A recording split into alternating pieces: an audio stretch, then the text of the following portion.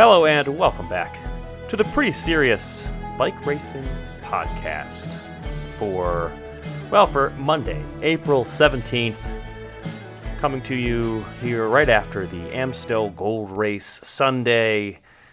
I'm Dane Cash, and as ever, I'm joined by Cosmo Catalano, cycling analyst extraordinaire. I think I called you that last week. I think I'm going to settle on that as your intro. No, you called me intelligent last week. Well, I called you an intelligent bike racing analyst extraordinaire. So if you want that every week, I can, I give you the full title, I guess. Sure. I mean, this week might actually be a good week for more Ivy League jokes, but I can get to that when we talk about the women's race, maybe. That sounds great. Also joining us, Caley Fretz, editor-in-chief of the Escape Collective.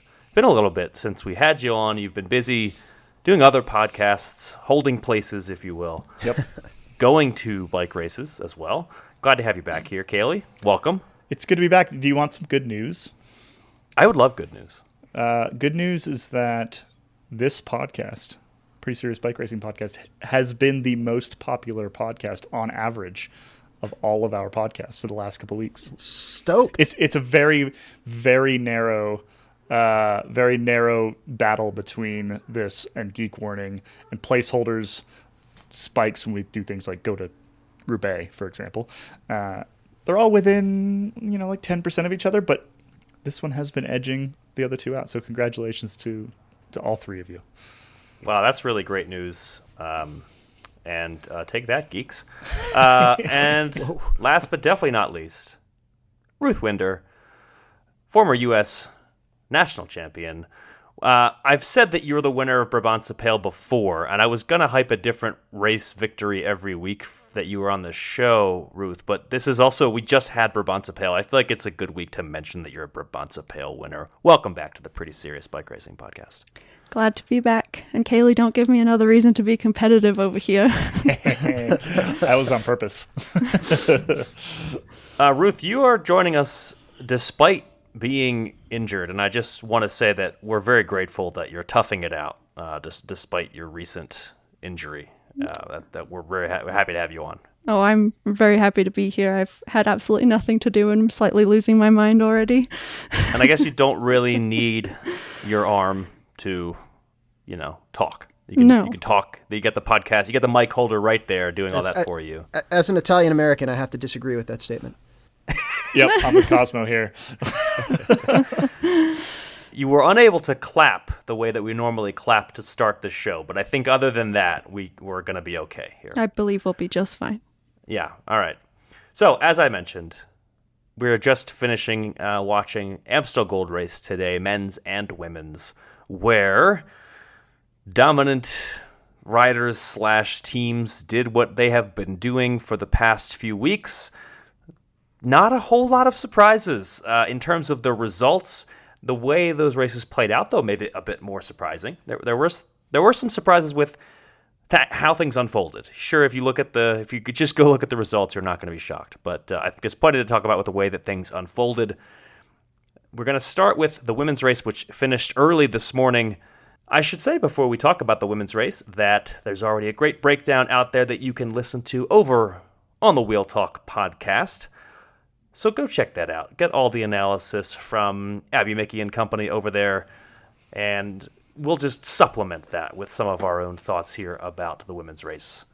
Cosmo, 15 seconds. Set the scene before we start talking, just so that we are reminded of how things played out. I'm assuming everybody here watched every second of the race, but if you didn't, what happened in 15 seconds, Cosmo? We got about 50K of coverage. There was already a two-rider break up the road with a Liv rider and Trek Lucinda Brand. They got caught at 23K. There were a lot of attacks that went. Entertaining number, I thought. The most impressive one was Soraya Paladin, I think at 9K. Finally got some separation. Grace Brown joined her. They were recaptured right at the top of the Coburg. There was a brief pause. Kopecky looked back at Vollering. Vollering nodded and attacked. Vollering won the race solo, and Kopecky took the sprint for second. So, as you point out, there was some nice teamwork from Kopecky and Demi Vollering. And it was great to see those two riders gelling together. I mean, unless you're the entire rest of the peloton, it was nice to see those two riders gelling together after their I don't know what to call it. Beef? Is beef too strong a word? Drama. Not strong enough drama. a word? I don't know what to call what happened in Strada. I would say drama. Drama. Okay. But clearly they were back together, working together to perfection at Amstel today in the Netherlands, kicking off this 3-race set of hilly classics. Canyon SRAM, you mentioned Soraya Paladin. They were active. They tried. Yeah, I think that Canyon did a really good job of being cohesive at the end. They were doing some really good attacks and just like always going one after another. I feel like if you're really going to commit to that plan, I think they did a pretty solid job of doing that. Yeah, it didn't work out for them in the end, but it was cool to see them do it. You know, they still had a few numbers to play, which hasn't been the case at the end for a couple of the teams, but they still had them. I wandered around at the start of Flanders, and I was asking some of the directors, like, what do you do about SD Worx? And one of them, actually, she requested that I not use her name, and I'm not really entirely sure why. What she said wasn't really that controversial. But she's basically saying that like two different things. One, at some point, all the rest of the teams have to essentially like create one giant super team, and that's almost impossible, right? But that is kind of what would need to happen. And two is you need to use SD Worx's confidence against them, or hubris against them is probably a better way of putting it, which I thought was a really interesting idea. And we haven't actually seen that successfully happen yet, I don't think. Cosmo, do you have an example of that happening? I would say that happened a bit at Brabantse-Pijl, where they got a separation with a rider who was it was Marlon Reusser and many other strong riders, including Sylvia Persico, who's pretty quick, I think, and known to be pretty quick. And they did get Demi Vollering across to that group in hopes of kind of using their two riders to win the race, and they still couldn't do it, and they ended up losing the sprint. And I think a lot of that was they were very confident they could get the group separated that they needed to, and it just didn't come together for them. So I don't know if that was intentional. I think there was still some other factors, a little bit of luck that played into it, but to me, I could see shades of that overconfidence being leveraged there. Yeah, I think you're right there. I mean, like overconfidence in terms of sticking like one or two riders in the break, but having it be the wrong riders, right? I guess that's the. Yeah, I mean you want to Vandenberg them, as they used to do to Quick-Step back when Quick-Step was good, and you would try to get Stan Vandenberg in a break with someone fast, and then outsprint Stan Vandenberg. Yeah, and I think that in Brabantse-Pijl it worked a little bit, but it was almost by coincidence, not because of what the other teams were doing. In this race, we still saw so much action from all the other teams, and at one point, I just feel like hitting my head against the wall. I'm like, what are you all doing? Like, SD Worx are constantly sitting like top 5, and for so long they weren't doing much. And it wasn't until probably like, I don't know, we saw Lorena Wiebes on the front a little bit there towards the finish, and she started doing some cool attacks, which I thought was great to see. Her doing her like full sprint up the Kalberg that one time and then just die 10 seconds later. But then she didn't really die because she was still there. But earlier on, like there was still so many teams riding the front, chasing the break back, and I'm kind of like, SD Worx are just sitting behind you. Like they didn't pull through almost at all to try and bring Lucinda and Brown back and her breakaway companion, who I'm just blanking at the moment. And you know, I just thought, I was like, why would you do this? Why wouldn't you just sit behind them? And even the final attack from Demi at the finish, Ashley Moolman-Pasio was behind her, but nobody was watching her. Like the top 3 that we thought maybe could have tried to beat them were all in front of them. And I'm just like, why is nobody just like, it's their job? Like Liana, instead of attacking with 2K to go, why was it not her job to like be on Demi's wheel? Like, why was it not your job to just be there and try and beat her in a sprint? Because at this point, like you've seen that she can attack you and drop you, and just like, why aren't we trying something different? So I don't know that teams like are really pushing them to, nobody's saying like, you're here and we have to beat you, and so we're going to push you to work. It's like they're all just racing their own race and hoping that by the time they get to the finish line they can do something, which hasn't been working out for them. It's interesting, Ruth, that you said how Wiebes made her big attack and then died, and then said she didn't die, because it's true. She definitely, she didn't attack. She did her huge sprint right into the Kalberg, which was awesome to see. And then, the whole pack kind of sat back, and eventually Kristen Faulkner makes her way from almost the back of the pack through the front to the front of the pack, and attacks probably, in my opinion, maybe 30, 40 seconds after it would have been an awesome time to attack. Still a good time to attack because no one wants to chase. And Wiebes sort of goes to the front and sort of pedals hard, and it's about a 7-second gap through the lap, and it's about a 7-second gap at the top of the descent. And then there's one kind of chicane corner where Wiebes closes the 7-second gap almost instantly because Faulkner has not shown a lot of like aptitude on the bike. And I think she's pretty new to this, right? Like she started, I think, as a rower, but I feel like she is just watching her position throughout the race. I feel like she needs somebody to be like, okay, we're going to ride through the pack together. Just hold my wheel. Like, this is something that's going to save you tons of time and tons of effort. Definitely. I think she is super strong and has moved up fast through this sport. And you see that with a lot of riders, right, that start and they start later and they don't learn all the skills that maybe you learn when you're younger and you're not as strong because you're already so physically developed as an older athlete. But I remember after Strada and someone was like, oh, Pidcock won that race because of his ability to ride his bike. And I just was like, Faulkner lost that race because of her inability to ride a bike. And I don't mean to be awful. You just, like you said, she had a 7-second gap at the top of a descent and it's a very short descent. By the end of it, it was completely closed. And I think that she does lack a little bit when it comes to her bike handling abilities. You also most of the time see her cut up in some way, shape or form. And that also is just a good indicator of maybe a lack of bike handling ability. It doesn't make you a bad bike racer. It just maybe means you have to be a little bit stronger in some ways. So yeah. And probably doesn't help confidence if you're constantly falling down either. I mean, that's, every time I've ever crashed, it took me a little while to sort of get back to it, right? And if you're crashing frequently, you just never get back to it, I suppose. She needs to like go to the Thibaut Pinot school of descending, which I don't know if you all recall, but like he was sort of notoriously bad going downhill for quite some time, and then ended up like hiring a coach to help him figure out descending, and by the last couple of years has been perfectly adequate, right? Like not getting dropped, not dropping anybody else. That's essentially what it feels like Faulkner needs. And if she had that skill set, she'd be terrifying, right? Because she clearly has the watts.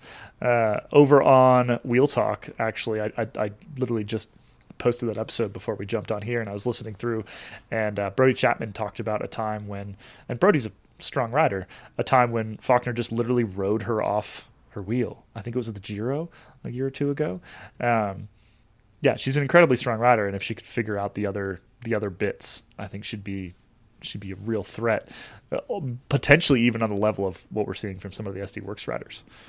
And that's like, for me, that's really great news because it's a skill that you can train, almost independently of your other workload physically. Like it's not like you can't do basic bike handling work. And it for me, like, I definitely wasn't good at cross-country skiing to the level that Faulkner was probably good at rowing, and certainly not good at biking. But it, for me, was very counterintuitive to kind of get my head around, that little bit of counter steer before you have to do the setup for a corner on a bike. Like you don't really have to do that on skis. And so I think it's something where there's just a tremendous amount of talent, and it's a good skill to train. And I'm just hoping she's getting that kind of feedback.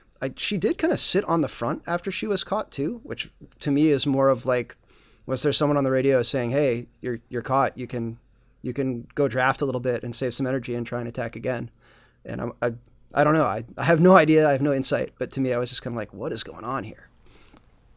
Kind of like Evelyn Stevens vibes. And we love Evelyn. She was an exceptional bike racer as well, but not notorious for being well positioned.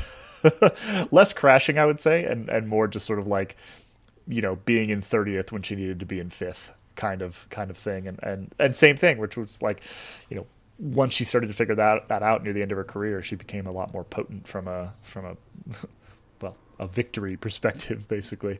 Yeah, I think if you're Jeko Alula, you're looking at this sort of thing and thinking, all in all, it's a good thing in a way, because it is something that you can improve. That's what you kind of mentioned, that it's not something where you look at it and you say, well, this is just how it is. We're never going to be able to improve. This is the sort of thing that if you work on it, hopefully, with more time, more experience. I mean, she has not been racing relatively that long, and hopefully she'll improve. And with the wattage that she has, yeah, that could make a big difference. Anybody else? Other teams impress us at this race? It was cool to see Grace Brown kind of back at the front a little bit more. I feel like I'm a Grace Brown fan for sure.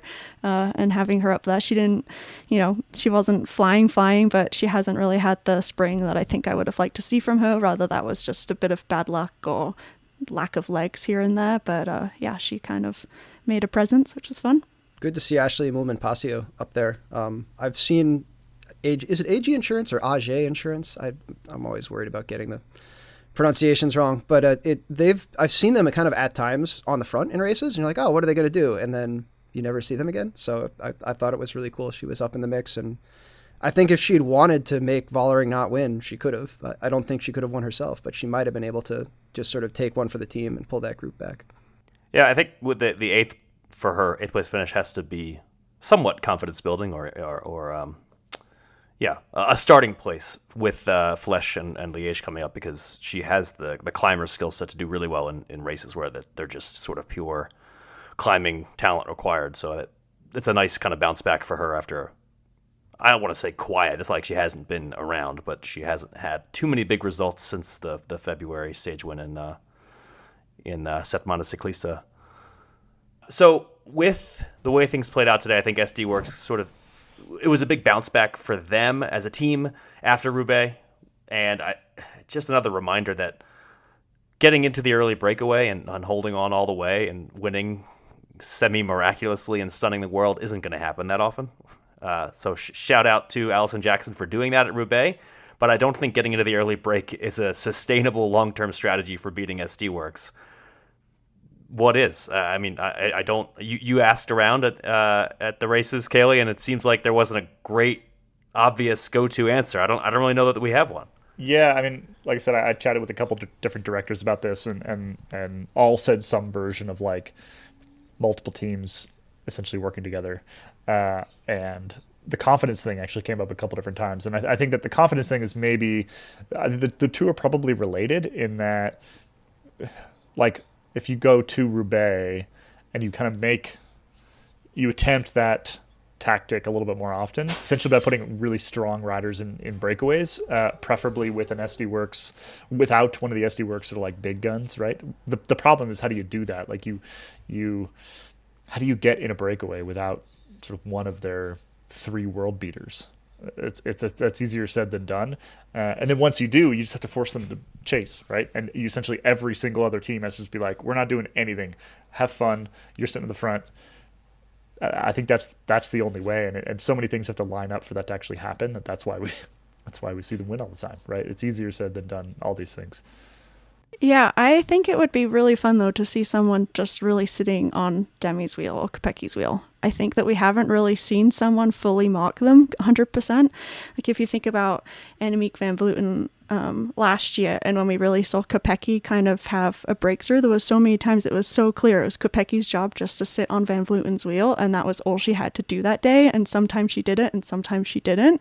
But like, I don't feel like we've really seen someone being told, do not do anything except for move when Demi moves, and like, that's all you have to do today. And I'm like, why could we have seen that today? I think maybe, like, why did Leon attack with 2K to go? Like, why? For what?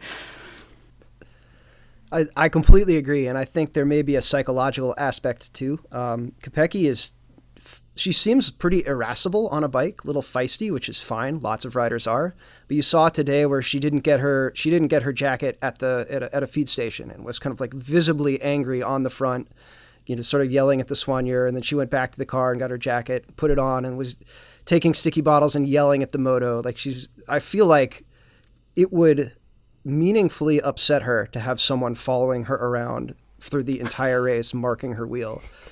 Sounds great. I mean, these are the things that, it's a long sport, cycling, and these little things in the back of your head, at least maybe, again, for me not being very good, kind of eat at you. So I don't know. I would love to see it, though. I would say that irascible is a Dartmouth English Lit major kind of word. So is there a Ivy League point to be made here about the women's race? Temperamental, feisty, easily agitated. No, I'm not saying Cranky. you shouldn't use that word. I'm just trying to set you up to talk about whatever you had mentioned earlier. It was. Pissed off. I think I was going to try and make a Faulkner Harvard connection thing. I don't know. I was I was gonna say she skied like a rower, and then I was like, I don't know. I was just gonna bring it up, and then I'm like, I lost momentum. Yeah. Okay. Okay. So that's the Amstel Gold Women's Race. The men's race saw a different kind of dominance. Again, a wholly expectable dominance, and yet very different in the way that it played out. And it was more of a singular rider dominating as opposed to a team that has been dominant. Cosmo, set the scene for us, if you will, sir. I think we got coverage starting at 90K, and there was already a large break, 20 seconds clear, with Tadej Pogačar in it, and a lot of other strong riders. But they rode pretty hard, and progressively fewer strong riders in it until about, I think around 40K to go. I think on the Bemlerberg, Pogačar put in an attack and reduced the group to 3 with 2 kind of danglers that never got in touch. Then on the very next climb, not much later, 33K to go. Is that the 33K to go? He attacked again and dropped Ben Healy from EF and eventually Tom Pidcock from Ineos and rode away solo the rest of the way, pretty much unchallenged, maybe aided by some vehicles, as we'll talk about. Healy dropped Pidcock, closing in on the line for second, and the rest of the race never really seemed to factor. Jumbo really screwed this one up. Why do you say that, Caley? Well, they lost the bike race, Dane, and that's the number one indicator. Well, that's a good starting point for this conversation. Screwed something up. Yeah. But the big thing was that they weren't even in a position to ever win the bike race. Really, I mean, by the time, that large group went free, and Tadej Pogačar and sort of their other big names had all missed that move, and they're chasing, and those two groups stayed relatively close together for quite some time as a result. But when you've got that whole front group, what kind of confused me was that front group was all working with Pogačar, which is a very interesting thing for them to be doing. But they were all, like, everyone was rotating, right? You had a group of, it was 10 or 12 or whatever it was up there, maybe even bigger. And everybody was rotating quite nicely. And so then behind, you've got Trek and Jumbo also, working their butts off trying to close this thing down. But it just sort of stayed at like 30 seconds for, 30, 40K, something like that. And, Tadej Pogačar eventually tried to kind of get himself across just in a smaller group. That didn't work either.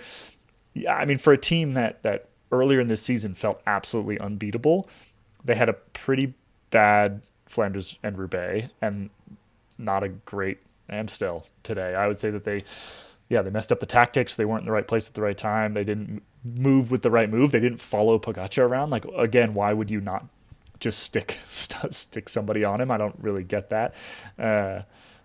They lost this thing as much as anybody else won it today, because I think realistically they're probably the only team with the firepower to maybe do something against the Pogačar train. That's the sense that I get anyway.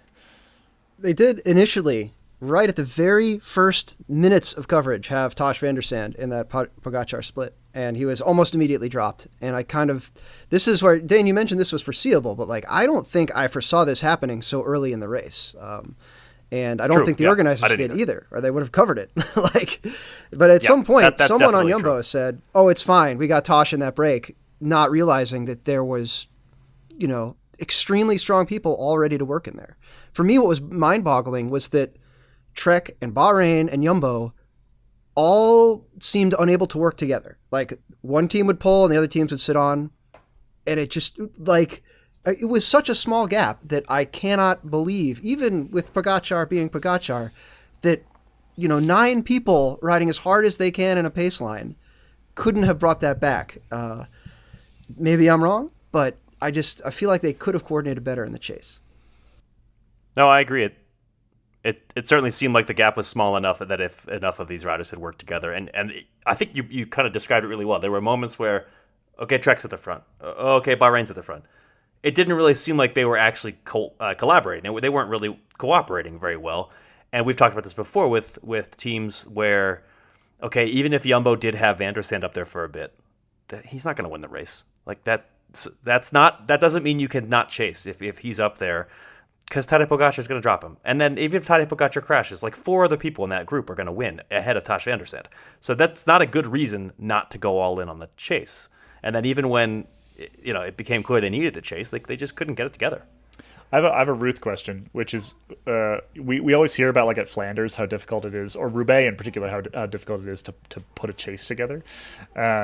It looks like that in the Ardennes as well, but we don't hear about it as much. Is that a factor here? Was that part of the reason why the peloton behind kind of couldn't get themselves together? Yeah, it could be. I think the roads are pretty twisty and a bit more narrow. It's harder to move up if the bunch is still kind of big. There was one point where I saw like a couple of them together, but at that point I think too the gap had gone from like 25 seconds out to 40 seconds, and maybe they were a bit rushing again. But to me, yeah, it would be like as soon as you know who was up there, why you're not moving your butt a lot faster than everybody seemed to be moving their butt. So, and then there was that big crash that really just then everything was off after that. I felt like as soon as that crash happened, no one was coming back after that. Yeah, the crash did take out like a bunch of riders, and I mean it's Amstel Gold Race. Like there are crashes in this race. It's a race that is known for its road furniture, known for the crashes that the road furniture causes, and it took some riders out of the race. And even if riders weren't necessarily injured or anything in their crashes, they were just kind of out of it after going down. And like Nielsen Palace, an example of that. Although EF was able to bounce back, and we'll get to that in a little bit. I do want to just talk about Pogačar. There's only so many things that you can say about him week after week after week when he wins all these races. I think to me the thing that really strikes me after Flanders and Amstel is if you look at the climbs that he's going away on, they're less than a kilometer long, or they're maybe 2 kilometers long at most. They are not climbs that a Tour de France contender is generally able to put distance on others on. Yes, they are very steep at Amstel, but this is the sort of race where it's certainly not unheard of that a Tour de France winner is going to be a contender, but you just don't see it very often. And I am curious if he has maybe made a change to his approach. I'm honestly kind of optimistic or hopeful. I'm hopeful that this is the case, because otherwise, if he just dominates at Amstel and the Tour de France, I'm a little worried that it's going to get kind of stale, and I don't want that to happen. While I appreciate your optimism, Dane, I think it's deeply misplaced. Yeah. I think he's just that much stronger than everybody. That's I think what it seems like. I think yeah. It basically comes down to like, okay, like let's just sort of run the hypothetical here, right? So if his threshold is 6.6 watts per kilo, and Pidcock's is 6.3, it doesn't really matter whether you trained for those efforts or not. He's just riding easier essentially the entire day, and therefore can hit these things with a sort of fully charged tank, and yeah, I think he's just that much better, honestly. I wouldn't surprise me if he's doing a little bit sort of a slightly different training coming into the classics this year, because he had to put a heavy focus on these one days this year, but he's got plenty of time to then turn that around and get into the hour-long efforts for the Tour de France. I think your optimism is slightly misplaced, perhaps. I think it probably is. I guess to kind of clarify, my hope is that in these races, generally speaking, in these races, the bottom half of that watts per kilo equation matters a lot less than going out the Alpe d'Huez or going up Ventoux or whatever. The climbs are just not that long, and gravity is not pulling you down as much, and then actually you get to go on the other side, and it's nice to be a little bit heavier on the other side. So the bottom half of that equation is a little bit less relevant here, and he's still crushing everybody. That's kind of why I'm hoping that when we do get to July, maybe things are different. Again, it's fun to watch. I just don't want things to get stale. I was Okay. without specifically commenting on your optimism, I would say that there's something positive here in that the Tour de France winner who was favored last year, who had won the previous two, who lost, is not like structuring his entire life around winning the Tour again, but is like, no, I still want to win these spring races. And he's winning them, and he's definitely dominating them to the point that maybe we could get sick of it, but it's also cool to see somebody who lost the Tour de France be like, it is more important me to smash people in April right now than it is to win again in July. Well, we know there's a bit of a kind of follow the leader effect, right? Which is that if somebody is winning in a particular way, lots of other people then try to do the same thing. We see this in the tech side of things all the time.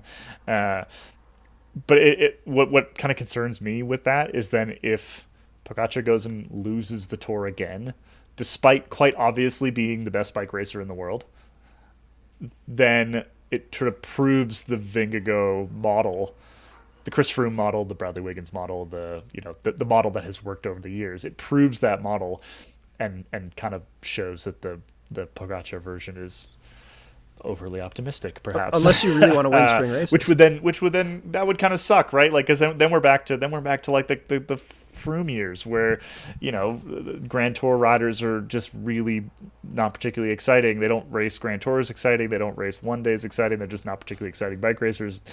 It's just like a big, workout competition, watts competition, staring at your stem. And I don't think anyone really wants that. And so I think that for me is the kind of like scary thing about Pogačar doing this. And then if it doesn't work, then the whole peloton plays a bit of follow the leader, and we end up with all our GC riders back to being not particularly exciting again.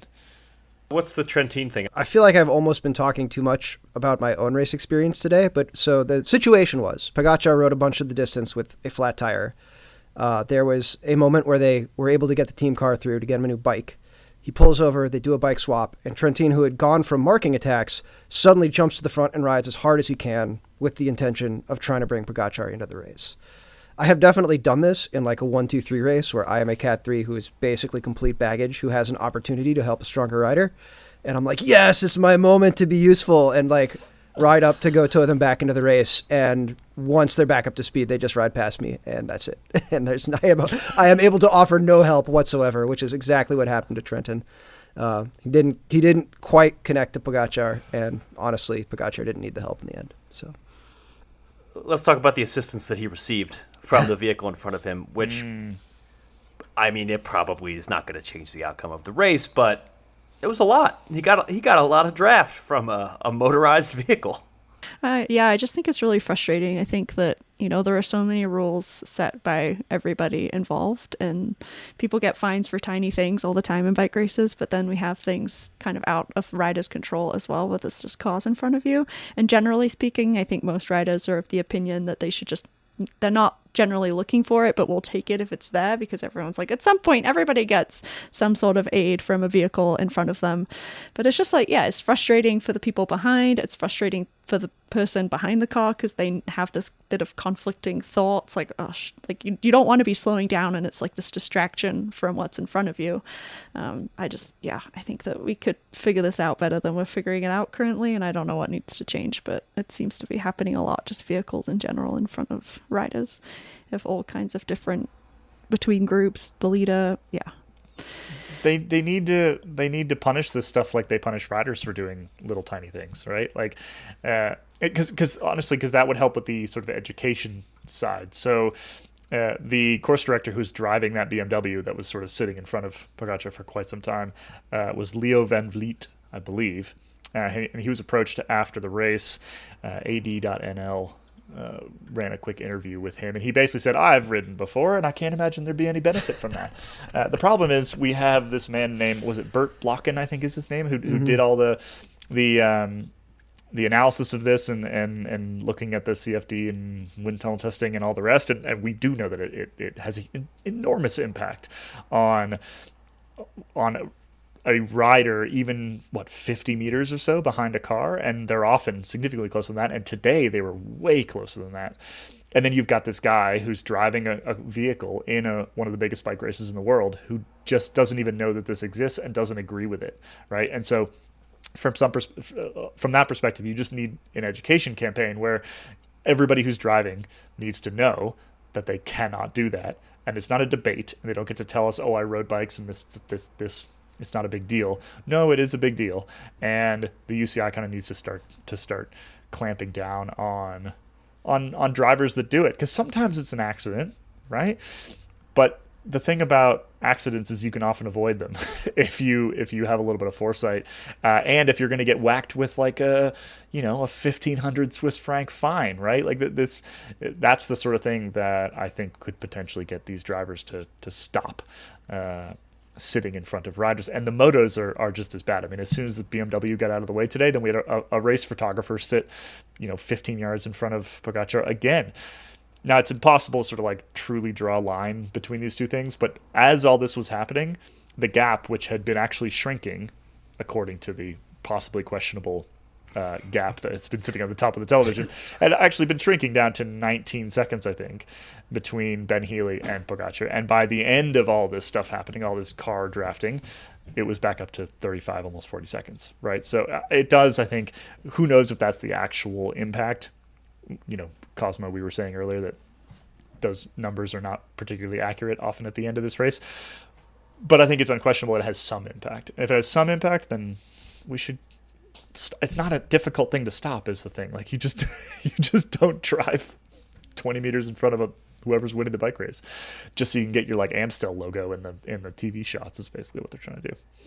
When I first started watching cycling, I thought it was really cool that there were all these cars and motos that supported the race. And when it worked out, when certain situations where the cars were doing what they were supposed to do, and you were coming back from a flat tire or getting some food, you could grab a draft off a car for 3 seconds and get back to the group. I thought that was, they're part of the course. They're like an official in basketball, or, and occasionally you can use them as a screen. It happens. They're not supposed to actively screen for you. And that, I feel like the UCI is kind of absent here in setting up rules and regulations and penalty structure for what these vehicles can do and what riders can do, are allowed to do, because the penalty always seems to fall on the rider. It's like, oh, so-and-so is fined 50 Swiss francs and relegated for drafting too much. And it's like, well, what about the guy driving the car? All right, so we should talk a little bit about the podium, the rest of the podium, because I think there's some storylines both in second and third. Second place went to Ben Healy, which is very exciting for Ben Healy himself, the youngster, the Irish racer. And also for his team, which, man, EF has had a really, really nice last few weeks of racing. They've managed to consistently put riders near the top in the classics, to consistently be contenders in these races. And that's not something that we've seen that much from them over the past couple of seasons, where they're just constantly and consistently up there. They've had some great performances here and there, but the consistency with Healy and Nielsen Powell, that's sort of the two big riders that have been performing for them. They've got to be really, really happy about that. Powell today, I mentioned earlier, was caught up in a crash. I think he was plan A, and Healy managed to go up and the way he put it, I think he said, it's not too bad to finish second to the best bike racer in the world, was basically what he said, and I kind of agree.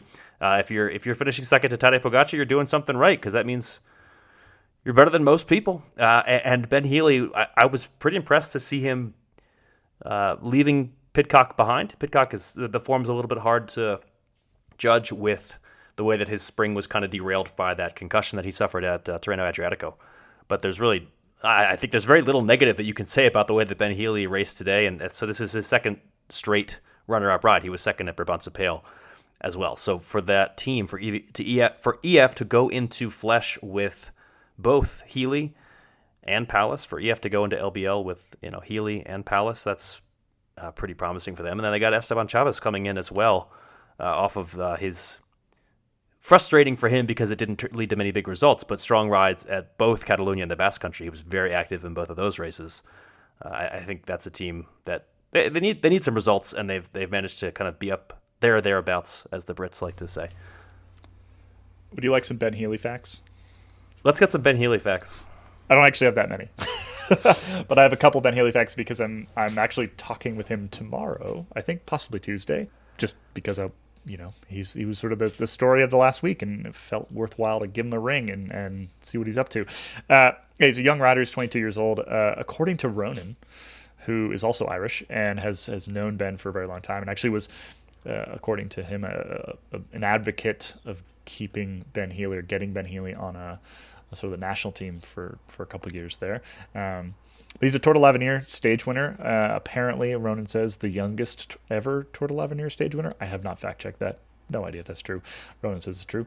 Other facts, he works with Dan Bigham a fair amount on sort of like aerodynamic stuff. He's like an aero guy, like a not quite Taco Vanderhorn handlebars, but I think you could actually see in the chase that went on for sort of the last half hour of the race on Sunday that he's got his sort of road position quite dialed. He's got the, sort of as close to invisible aero bars, puppy paws as you can possibly get. He's apparently quite, he's quite into that sort of thing, which when you're then in a one-on-one chase with the best rider in the world. Every single watt counts. And so I wasn't too surprised once I learned that, to see him basically edge out somebody like Tom Pidcock, who, by the way, Healy was, I think, the only domestique with Trinity the year that Pidcock won the Baby Giro. And so those two have actually known each other for quite some time. And yeah, Healy essentially helped Pidcock win that race back in the day. So there's your Ben Healy facts for this episode. That was a cool aspect of Pidcock's post-race chat. He was interviewed and mentioned, basically he kind of stopped himself. He was like, I was surprised. You know what? Actually, I wasn't surprised to see Ben Healy because he helped me win the Baby Giro, and he's awesome. I've raced with him, blah, blah, blah. And, they've clearly raced together long enough that Pidcock knew that this rider was something to watch, someone to watch. And yeah, kudos to Ronan, because Ronan, I do remember Ronan pointing out Ben Healy early on in his career, rising star that he was, kind of coming up and winning things like the stage of the Tour de l'Avenir, for instance. But we should also talk about Pidcock really quickly before we kind of close things out here. I think Pidcock probably, yes, he's finished second at this race before in the past. So, yes, it's a step down for him from his best ever. But I would think he's pretty happy with the way things turned out, because of the fact that after he won Strada and after he was just on flying form for that, this whole spring has kind of been, since then, a bit of a wash, because yeah, I think that injury really derailed him. The concussion that he sustained at Tirreno really derailed him. And for him to come back and finish third at this race, I think is a really good sign for him moving forward. He said that, it ended up being the last 20K was kind of hard for him. It was just I think it was a bit long in the end. But by Wednesday for Flèche and maybe by Liège on Sunday, he'll maybe be back near his best. I don't know if that is going to matter. I don't know if anybody can beat Tadej Pogačar right now. But Tom Pidcock, I think, one of the few riders out there who, at his best, is at least, in with a shot. One of the few people who might be able to manage. So a solid, if not probably what he was looking for in terms of winning, a solid result, I think, for Pidcock to build on with the other two Ardennes races. Well, the only two Ardennes races. I mentioned this last week, and I'll say it again for those who were not listening, that this race doesn't actually go through the Ardennes forest. Okay. Cosmo's got opinions. So it used to, or at least it used to go into Belgium until I think 2001 or 2002. There was a loop of this race that went into Belgium, south of the Netherlands, south of Limburg. I will leave it to people who live in that part of the world to say whether or not that is technically the Ardennes, but looking at a map of Europe, as an American, it sure seems awfully close to it. So I think we should be okay calling it an Ardennes Classic. I feel like I've actually, because this is the sort of person I am, I feel like I've actually looked at a map of like the Ardennes forest and tried to figure out whether it actually went into the official Ardennes region at that time. Mm-hmm. So, but it doesn't anymore. But all right, fine. Yeah. So the second Ardennes week race. I think it's part of the Ardennes because we stay in the same hotel. For the Flandern Classics, we go to a different hotel. That's a big difference. And then difference. For that hotel, we stay at the same hotel. It's very, very different. You have two hotels you spend the spring in. One is in Bruges and one is in Maastricht. I like this. Ardennes, there you go. Flanders Classics. That actually, I think, is notable. That settles it for me. I will now say that Flèche is the second race of the Ardennes week here coming up. So that's what we are looking forward to. Ardennes is a vibe, not a place. Yeah. Like Spot that's But let me just say this, Caley. If you're going to classify the Ardennes as a vibe, I'm nervous about having you on the podcast because I think you're going to poo-poo the vibe of the Ardennes races, because I know that you just tend not to love them. What? No, because they're not good. That makes me nervous. Oh, they're the best. It makes me. I'm worried to have you on here. Okay, they're not bad. They are stuck in the Roubaix hangover is the problem. And if they flip the season around and you built through the Ardennes and then finished with Flanders and Roubaix, I think that would be really cool, because those are the two best races in the calendar. And it just feels a bit like we peak and then everyone's like momentarily tired of bike racing, and then you like come back up for the Giro maybe, and you get this weird sort of thing, and no one can see what my hands are doing right now on a podcast, but that's fine. I was making a dip with my hand there. No, that like individually they're amazing races. I mean, was it Amstel 2019, the Van der Poel year? is like one of the greatest finishes in the history of bike racing, right? But they're still like it's tough. It's tough when two of the best races of the entire season are always right before it, and it feels like a bit of a You mentioning the Van der Poel win, I was reminded at one point today, and I'll just say this last thing about Amstel before we really quickly just mention what's coming up. It is kind of funny that the organizers made this big change to the route. They said, you know what, we're going to put the Kalberg back a little bit so that the race doesn't just end here, and because it had gotten too predictable. And that was great. It seemed like it was a great decision.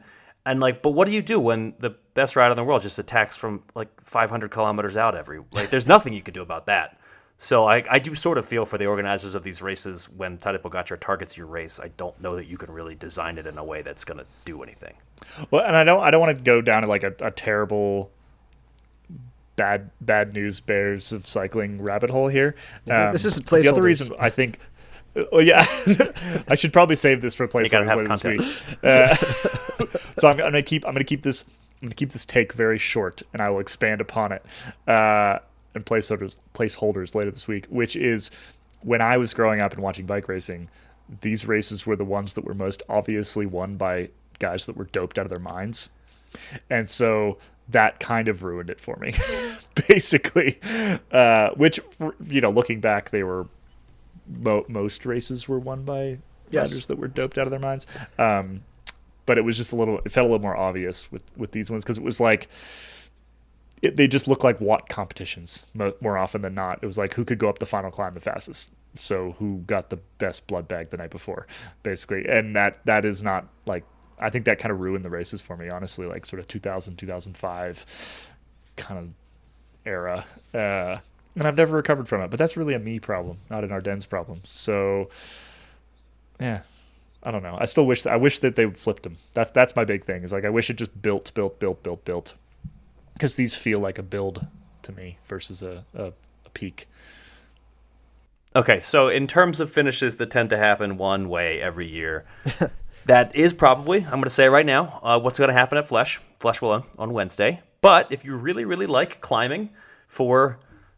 I don't know, a few minutes and a hardcore competition of who can climb good. Go watch that race.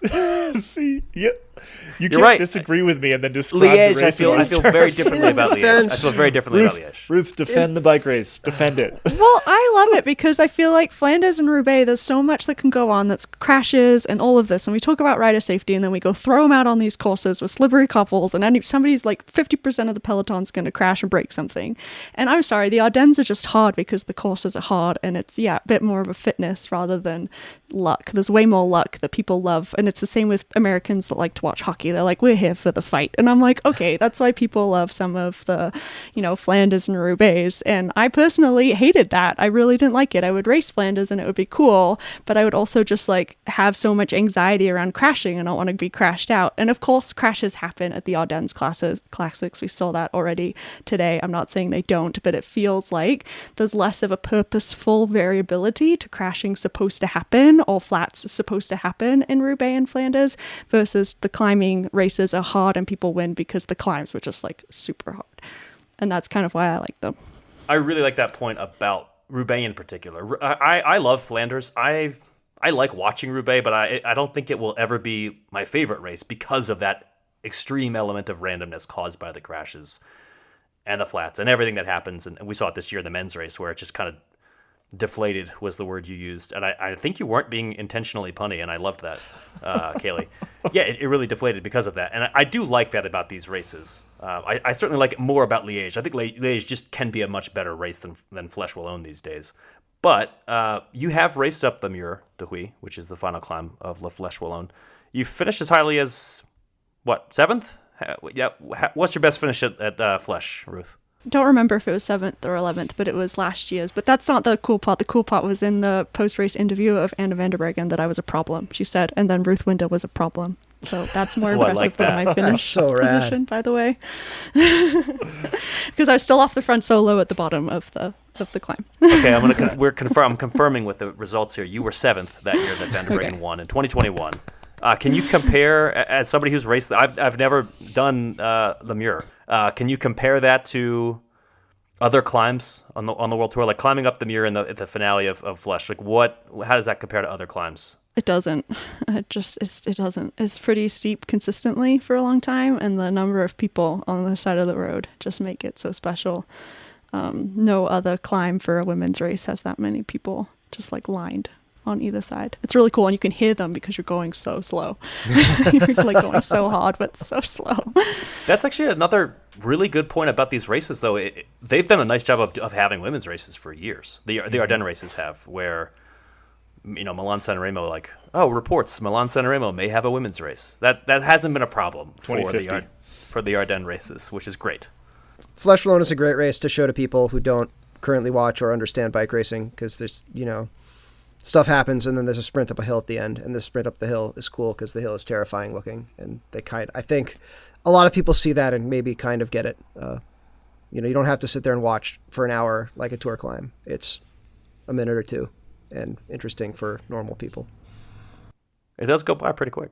I think the difference in perspective between Ruth and myself is she is Maximus in Gladiator. Are you not entertained? And I'm just like some fan drunk on the side, just hanging out, hoping for someone's head to get cut off. Like that's basically that's kind of what we're going for. And I think that's why we view the sport slightly differently, because one of us is inside it and one of us is very much in the stands. So I'll acquiesce to the Ardennes being super fun to race. I will just not acquiesce to me wanting to watch them. Well, okay, so Flesh is on Wednesday. We'll get to see the women's race at Flesh. I think it's going to be SD Worx versus the world yet again, but who knows? Annemiek van Vleuten is a pretty darn good climber. Maybe she'll be up there, etc. And then on the men's side, it would be really great for the excitement of the race if anybody could challenge Pogačar, but who knows about that. Liège, I do think it's a little bit more interesting, Liège, than Flesh Wallonne, because Liège has numerous climbs that people actually might go on. They've done a nice job redesigning that course when things got a little stale and it became everybody plays the Alejandro Valverde waiting till the final sprint kind of role. And Liège isn't really that way, or hasn't really been that way much recently. You get way more attacks at Liège. You get way more people trying to go farther out. There are... there's not 30 options. There's 2 or 3 options that you might go on with those tough climbs in Liège. And just a side note, the history of that area is such that you could probably write a couple of really interesting paragraphs about it. And that's going to happen this week in my race preview. If you're watching the race, you're going to see a lot of very industrialized looking houses, and it might bum you out, but there's a lot of really interesting things about this place. So I'm trying to get people hyped, which is why, against my better judgment, we have Caley on here, and I'm just really trying to make sure people at least tune in just to see the finale at least. It's a vibe, sure, but it's not the worst vibe, Don't listen to me. Yeah. Yeah, there we go. Don't listen to Caley. Don't listen to me. Never ever. Yeah. I stayed in an hourly hotel accidentally one time in Liège. That was fun. Wow. Yeah, Andrew Hood and I started the Tour de France whenever the tour started in Liège. Yeah, if you were following Velo News on Snapchat in like 2017, 2016, you would have seen the disco ball that was slowly spinning over my heart-shaped bed. Nice. Wow. If that didn't make you fall in love with the race, I don't know what will. Were you sharing a room, or? No, he had the lace room. I had the disco ball room. Thankfully. Ooh. Yeah. This is the places that cycling journalism takes you. And on that note, let's close it out. I want to keep it pretty serious, and as soon as we get into that territory, I feel like we're not being pretty serious anymore.